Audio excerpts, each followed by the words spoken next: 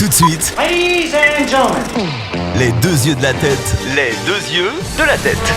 Sur Magnum la radio. Non, je veux pas qu'il arrête.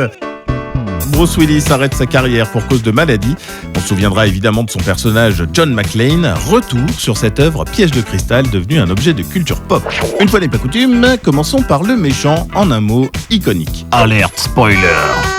C'est bon, ok. À la fin du film, le méchant est expédié dans le vide du haut de l'immeuble. Et sur le tournage, Alan Rickman était censé faire une chute pour retomber sur un gigantesque matelas placé 7 mètres plus bas. Principe simple, un décompte est lancé et pouf, l'acteur est lâché. Sauf que l'équipe du film a reçu comme consigne de lâcher le comédien plus tôt. Résultat, si la chute est aussi saisissante, c'est tout simplement parce que Alan Rickman a eu la trouille de sa vie. Rien à dire, le naturel, y'a que ça de vrai. Yippee-ki-yay, pauvre con.